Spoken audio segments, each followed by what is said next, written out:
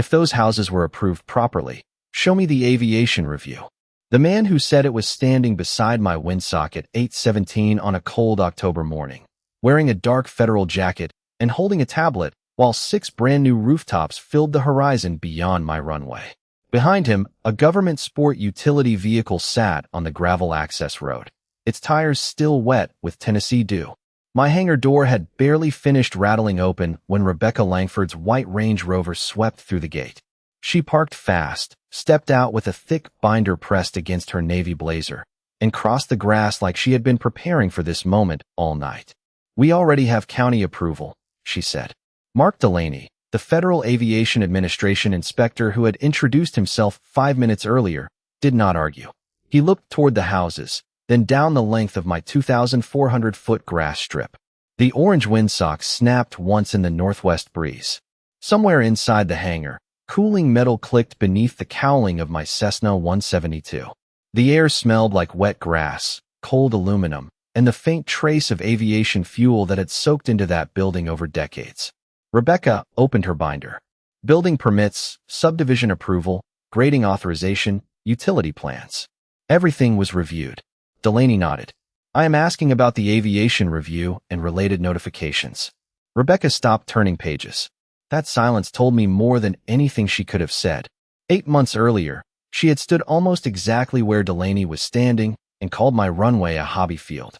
Now a federal inspector was looking at the same strip while Rebecca searched a binder thick enough to stop a door and apparently could not find the document he had requested.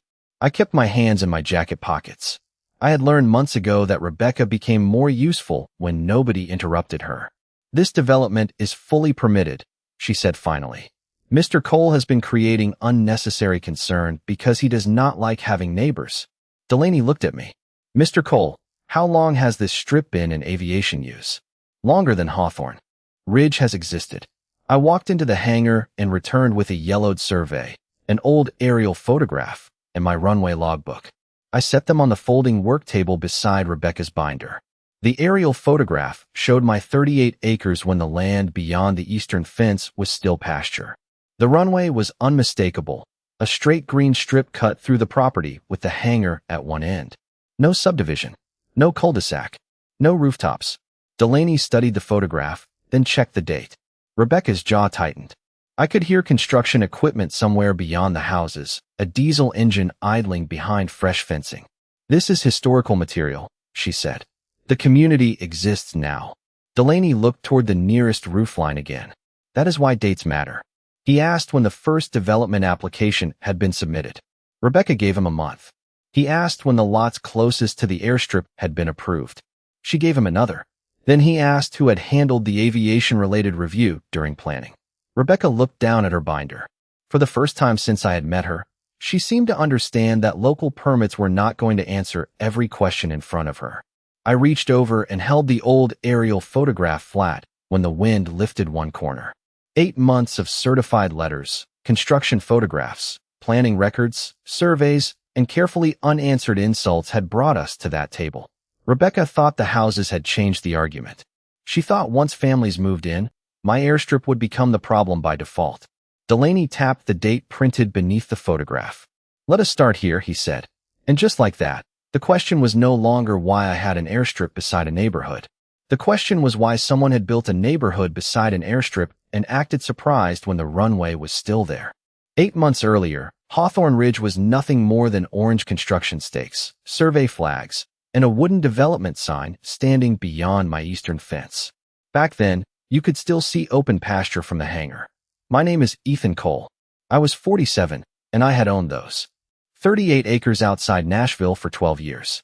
Before that, I spent almost 2 decades working around aircraft, first turning wrenches as an aircraft mechanic and later earning my private pilot certificate because eventually I got tired of repairing airplanes without being able to take one up myself. The property was never supposed to impress anyone. The house was modest. The hangar had faded gray siding and a sliding metal door that complained every time Tennessee humidity changed. My Cessna 172 was older than some of my customers had been when I still worked full-time in maintenance.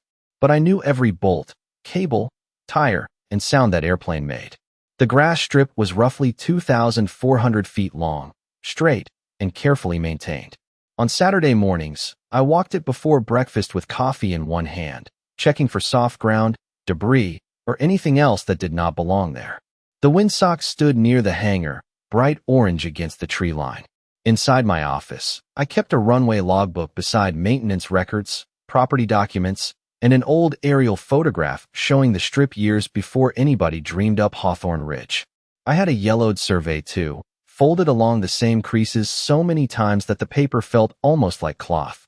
Those things were not decorations. Aviation teaches you to respect records because memory gets fuzzy and paperwork does not. The first construction crews arrived in February. Diesel engines started before sunrise. I could smell turned earth whenever the wind came from the east.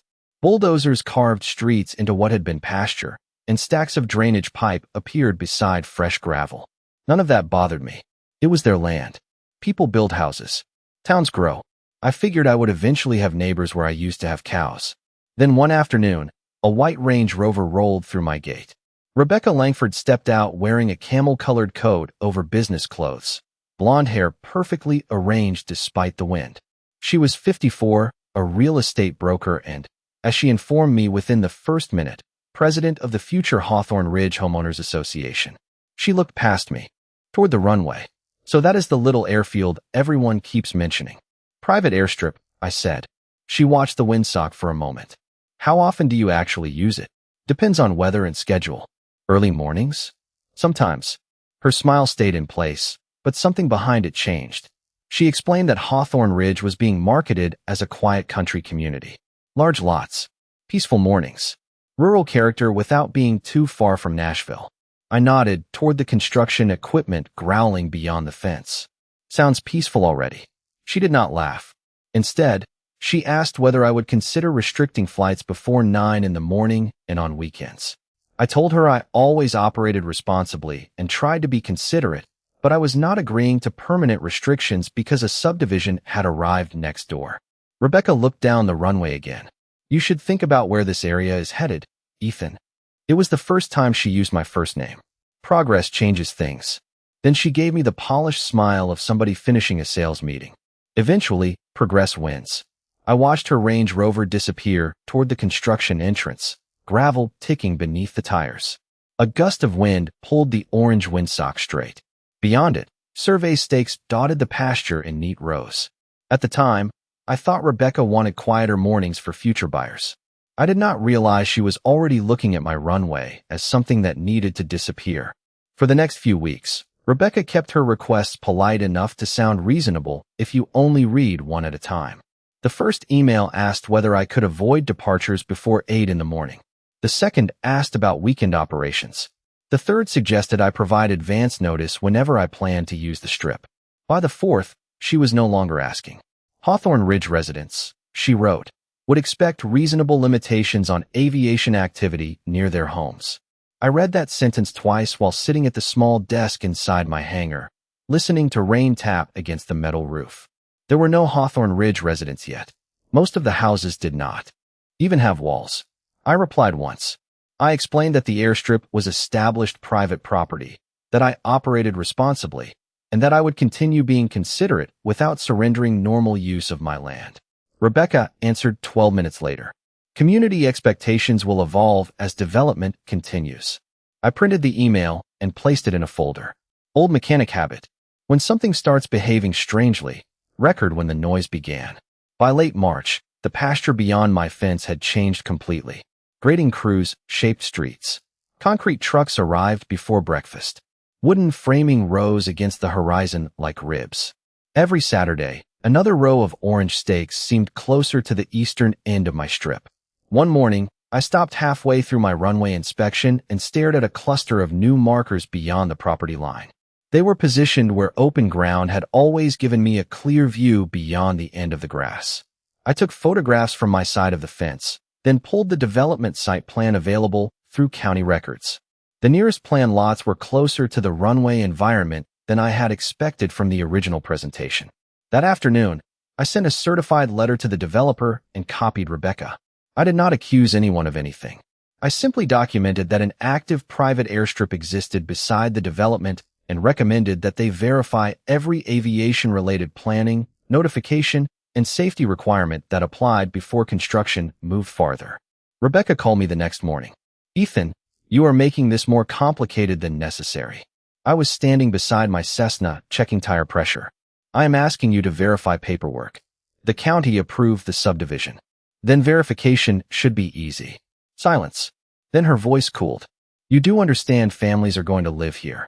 I looked through the open hangar door toward the framing crews. Yes. Children. Homeowners. People expecting a safe neighborhood. There it was. The argument had shifted. My runway had existed quietly for years, but now the houses being built beside it were becoming evidence against it. "Rebecca, nobody moved an airstrip next to your subdivision." She exhaled sharply. "That attitude is exactly the problem." 2 weeks later, the first formal letter from the Hawthorne Ridge Homeowners Association arrived. It was printed on heavy cream paper and titled Community Safety Concern. The association requested that I voluntarily suspend flight operations until the surrounding development could be evaluated. I stood at my kitchen counter with the letter in one hand and could smell fresh asphalt drifting through the open window from the new streets beyond my property. I walked to the hangar, opened my records cabinet, and placed the letter beside Rebecca's earlier emails. Then I pulled out the old aerial photograph. Green runway, gray hangar, empty pasture. I set it next to the glossy Hawthorne Ridge site illustration I had picked up from their sales office. Their drawing showed curving streets, landscaped lots, trees, and broad countryside behind the homes. My hangar was missing. The windsock was missing. Most interesting of all, the 2,400-foot strip of maintained grass was represented as ordinary open land. I looked from one image to the other. Rebecca had spent weeks telling me progress changed things. Now I was starting to wonder how much of the past she needed future homeowners not to see. By the middle of April, the construction line had stopped looking temporary. Roof trusses rose above the eastern fence. Utility crews cut trenches through the former pasture. Fresh concrete foundations appeared where I used to watch deer cross at dusk.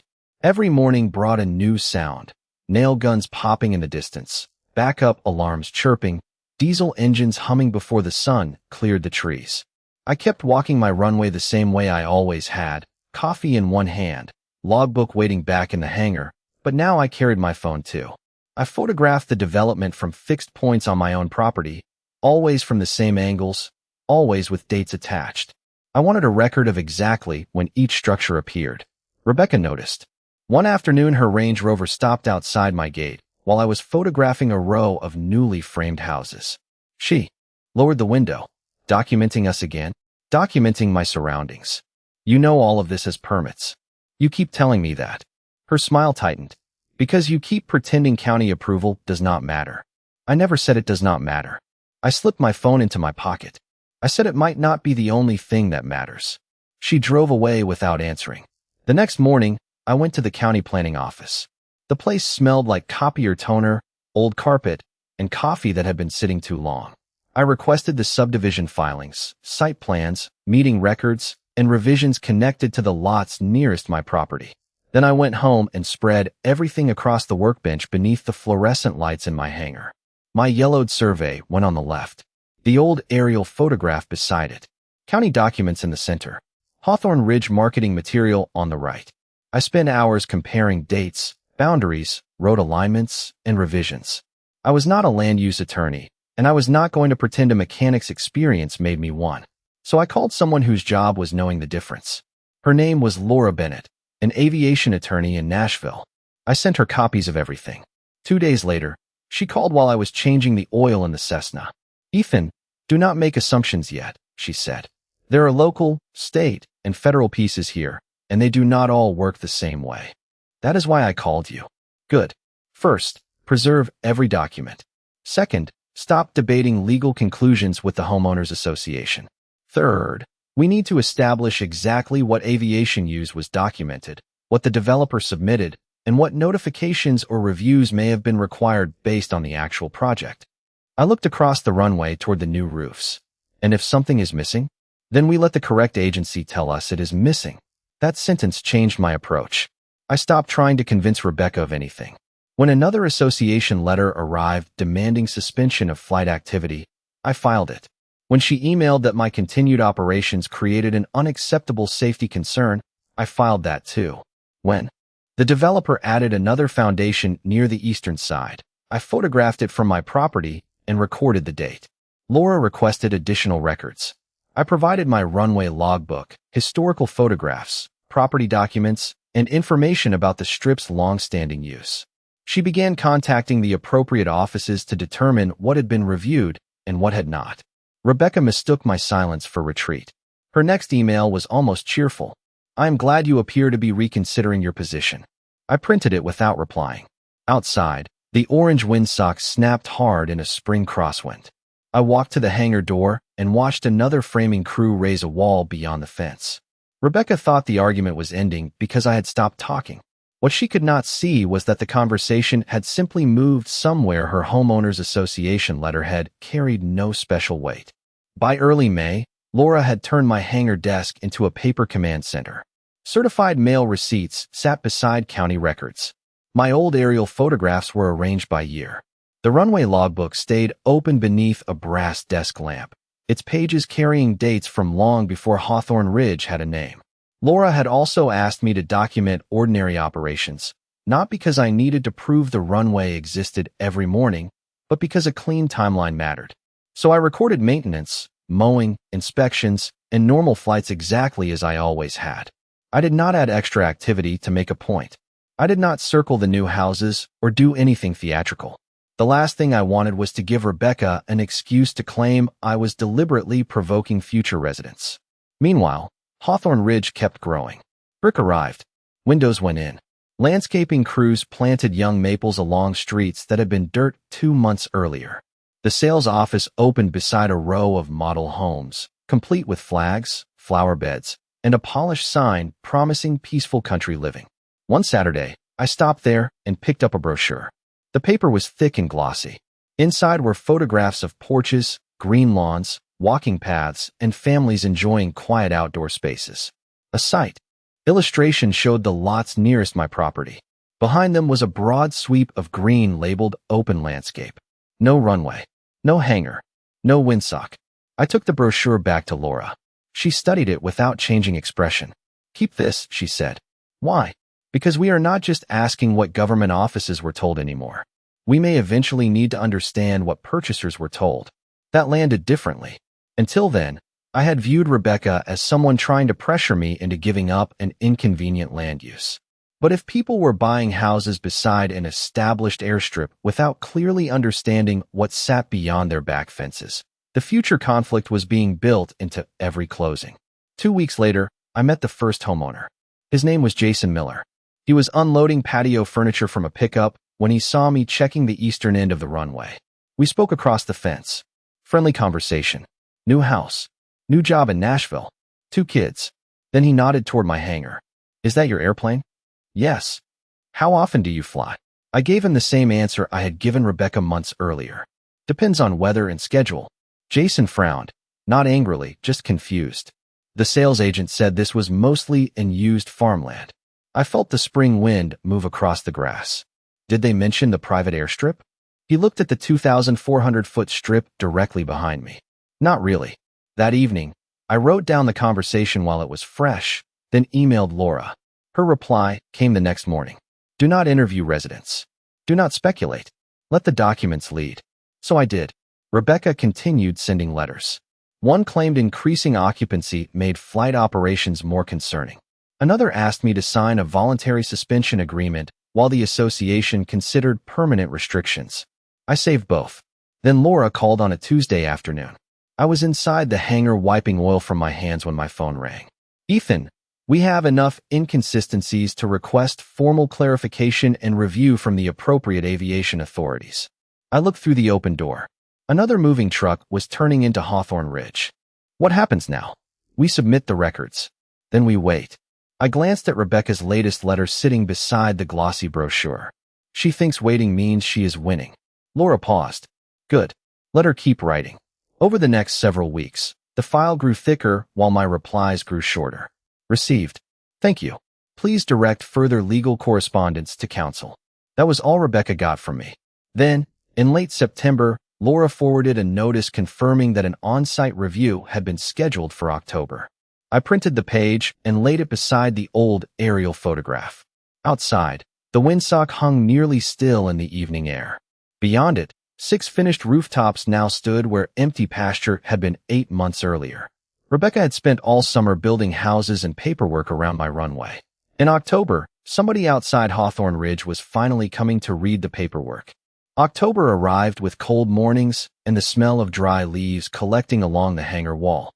On the day of the review, I was outside before 7, walking the runway with a flashlight while the eastern sky turned pale behind Hawthorne Ridge. The grass was damp enough to darken my boots. I checked the surface, looked over the windsock, and wrote the conditions in my logbook exactly as I had done for years. Nothing special. Nothing staged. At 8:12, tires crunched over the gravel access road.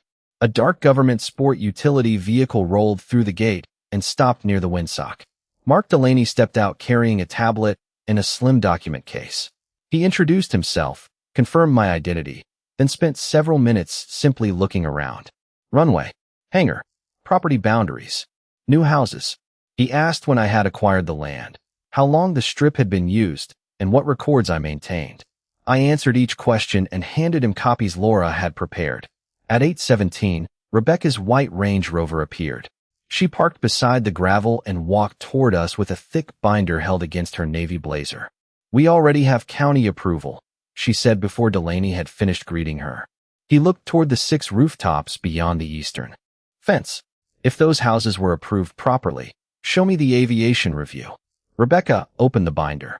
Building permits, subdivision approval, utility documents, grading records. Delaney listened, then repeated the request more precisely, asking what aviation-related review or notification had been completed during planning and who had handled it. Rebecca turned several pages. "The county reviewed the project." "I understand," he said. "I am asking about the aviation component." The orange windsock snapped in the northwest breeze. Rebecca looked toward me as if I had hidden the answer somewhere in my hangar. I said nothing. A developer representative named Charles Whitaker arrived 20 minutes later, followed by a county planner, Megan Foster. Soon my folding work table was covered with documents from 4 different sources. That was when the problem became visible. Everybody had paperwork. Nobody seemed to have the same paperwork. Charles had revised development drawings. Megan had county submissions and approval dates. Rebecca had permits and association correspondence. I had historical surveys, runway records, photographs, and the old aerial image showing the airstrip surrounded by pasture years before Hawthorne Ridge existed.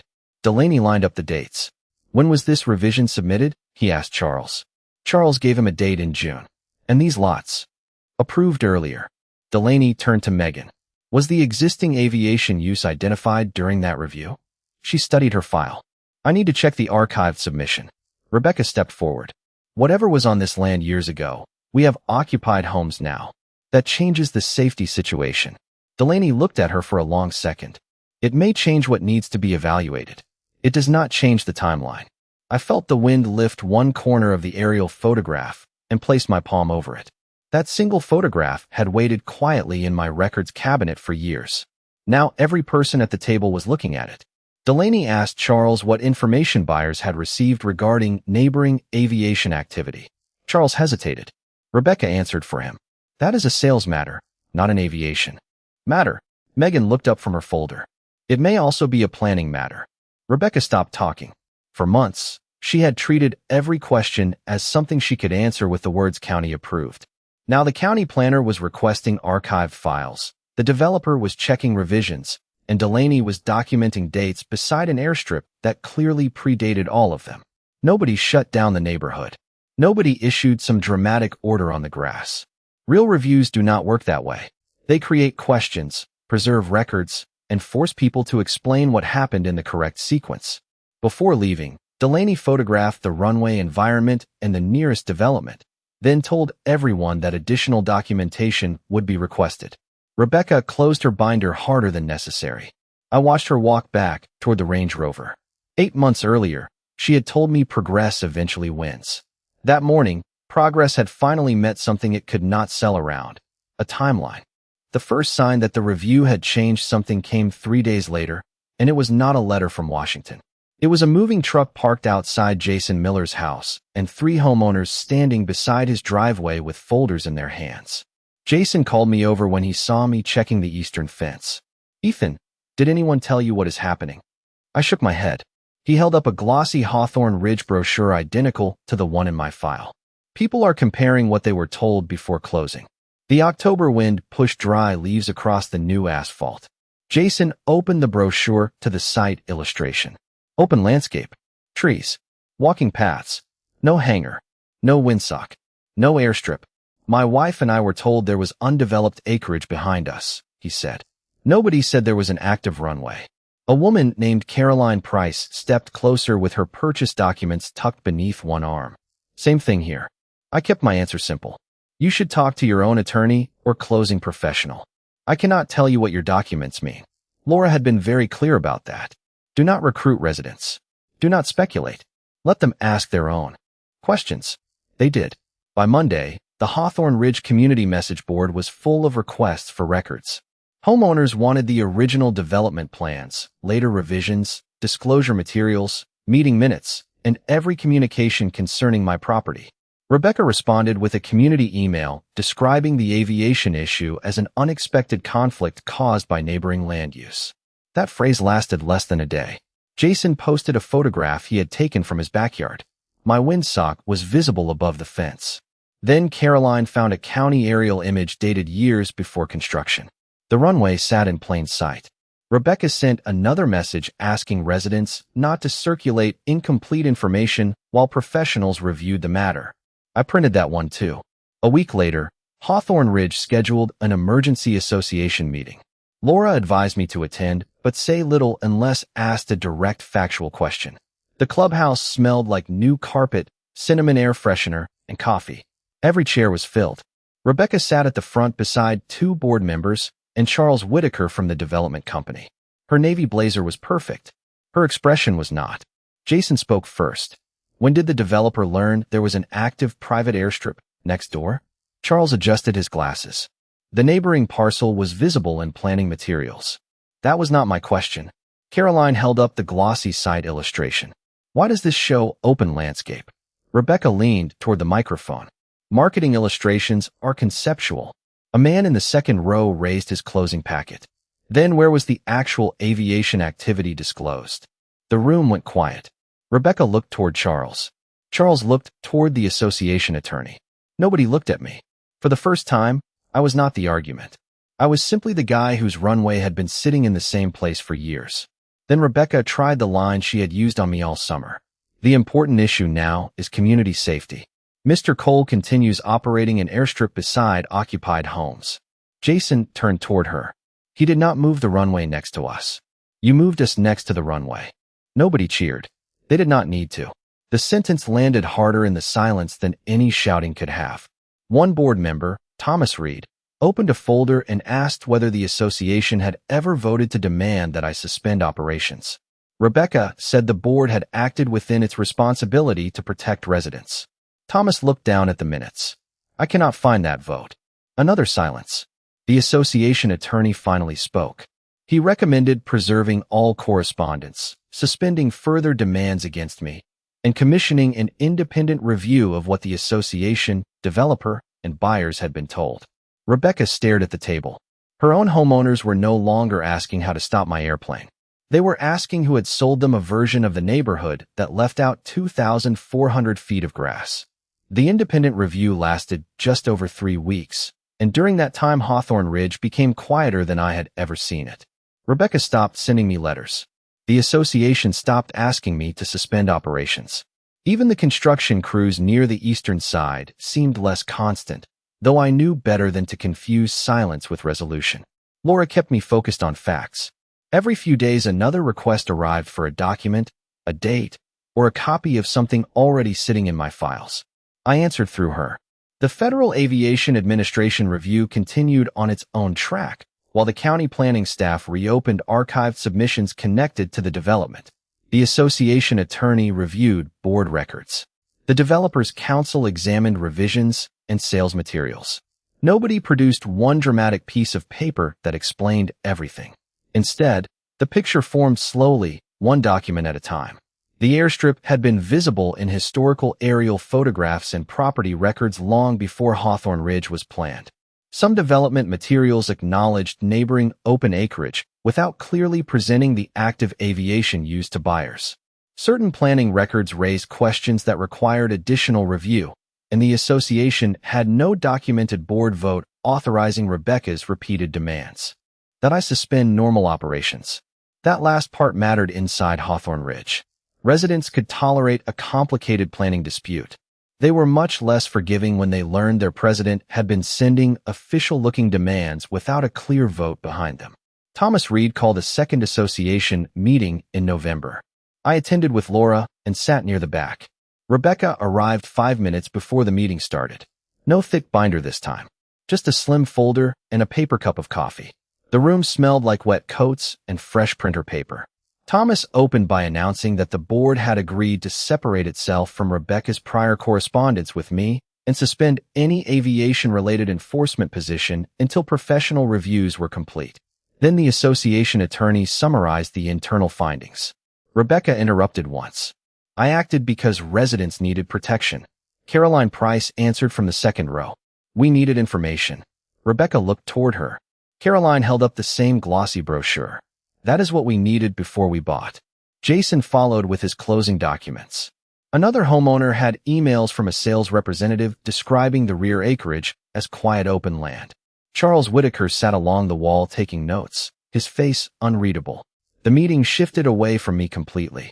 Homeowners asked about disclosures, planning revisions, marketing language, and who knew what at each stage. Nobody demanded that I close the runway. Nobody blamed the windsock. They were looking at dates now. The same thing Mark Delaney had done beside my hangar. Near the end of the meeting, Thomas announced that the board would elect new leadership while the review continued. Rebecca sat perfectly still. When nominations opened, her name was not offered. Thomas became interim president by unanimous vote of the other directors. Rebecca gathered her folder slowly, pushed her chair back, and walked out before the final agenda item. Through the clubhouse window, I watched the headlights of her Range Rover sweep across the wet pavement and disappear around the corner. Laura leaned toward me. Do not celebrate yet. I am. Not. And I meant it. This had never been about taking Rebecca's chair. It was about stopping somebody else's paperwork from rewriting the history of my property. 2 days later, Laura forwarded the latest correspondence from the Aviation Review. There would be additional coordination concerning the development and its relationship to the existing airstrip. No instant shutdowns. No bulldozers reversing course. Just corrections, documentation, and people finally dealing with the facts in the right order. I walked outside after reading it. The November air was sharp enough to sting my nose. Across the field, porch lights glowed in the Hawthorne Ridge houses. Families were home. Cars sat in driveways. The neighborhood was real now, and so was the responsibility to make coexistence work properly. Above the fence, my orange windsock lifted into the evening breeze. For 8 months, Rebecca had tried to make that strip of fabric represent a problem. Now it looked exactly like what it had always been, a warning to pay attention to what was already there. By the middle of December, the final pieces began settling into place. The county completed its additional review and required the development team to address planning and documentation issues connected to the existing aviation use. Updated materials were prepared, so the relationship between Hawthorne Ridge and my airstrip was no longer treated like an inconvenient detail hiding beyond a property line. The developer also began working directly with affected homeowners on questions involving their purchase documents and representations made during the sales process. Laura warned me not to expect one grand document declaring a winner. Real property disputes rarely end that neatly. They end with revised records, written agreements, corrected procedures, and lawyers making sure everybody understands where the lines actually are. The Federal Aviation Administration review did not magically erase houses or hand me control over neighboring land. That was never the point. What it did was force the aviation questions into the proper process instead of allowing Rebecca to settle them through homeowners association letters. My airstrip remained in use subject to the rules and responsibilities that had always applied to me. and Hawthorne Ridge had to deal honestly with the fact that its newest homes had been built beside aviation activity that existed before the subdivision. The association formally withdrew its previous demands that I suspend operations. Thomas Reed sent the notice himself. It was one page. No threats. No dramatic language.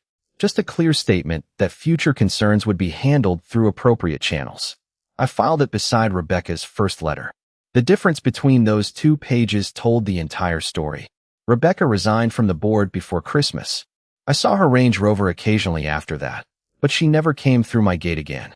The following Saturday, frost covered the runway when I opened the hangar at 7:30. The metal door rattled along its track exactly as it had on the morning Mark Delaney arrived.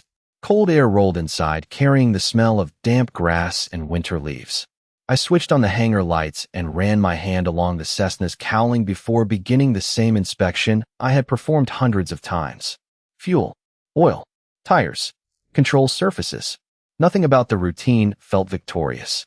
That was what I liked about it. Outside, the orange windsock lifted slowly in a light northwest breeze. Beyond the eastern fence, Hawthorne Ridge was waking up. Garage doors opened. A pickup backed out of Jason's driveway.